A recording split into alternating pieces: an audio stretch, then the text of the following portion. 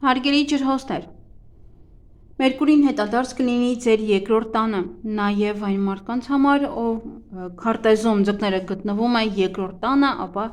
այս կանխատեսումը ձեզ համար է, ապա խոսքը վերաբերվում է ձեր անձնական ֆինանսերին և արժեքներին, ռեսուրսներին։ Այս շրջանում կարող են վերադառնալ հին ֆինանսական հարցերը, օրինակ հին պարտքերը կամ չլուծված ֆինանսական խնդիրներ,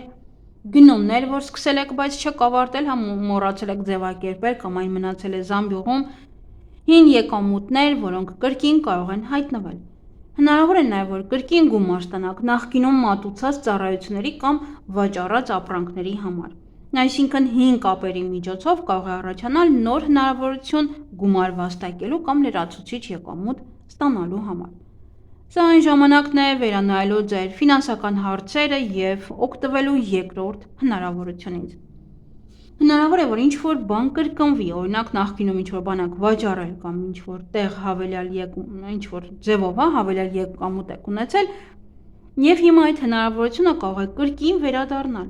Այն սանցումը օգնում է վերանայել ձեր եկամուտներն ու ծախսերը։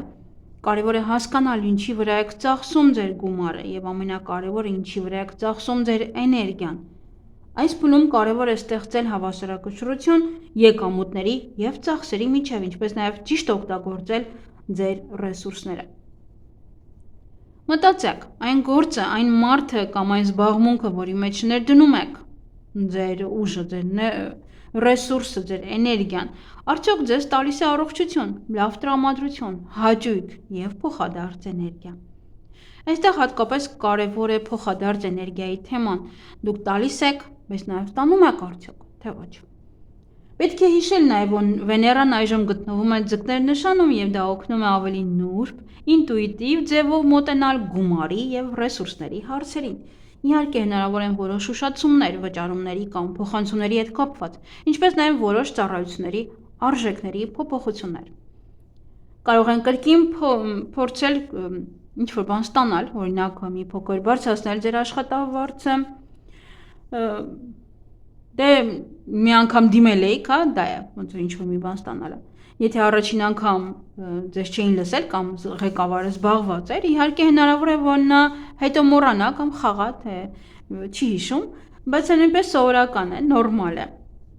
Կարող եք կրկին նորից դիմել իրեն և ասել, գիտեք, մեկ անգամ խոսեցինք աշխատավարձը բարձրացնելու կամ ընդհանրապես իմ աշխատավարձը տալու հետ կապված, որպեսզի ստանաք այն։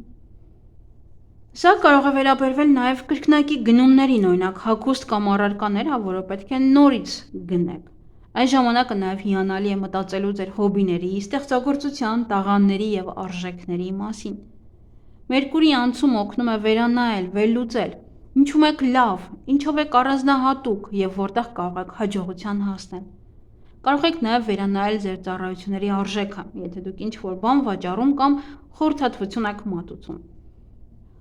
Ավելի կարևոր է այս փուլում կատարել անձնական բյուջեի վերանայում, վերահսկել ծախսերը և վերականգնել նախկին եկամուտների աղբյուրները։ Օրինակ, եթե ձեր եկամուտները նվազել են, հիմա ունեք հնարավորություն, որ դրանք կրկին վերադարձնեք նախկին մակարդակին։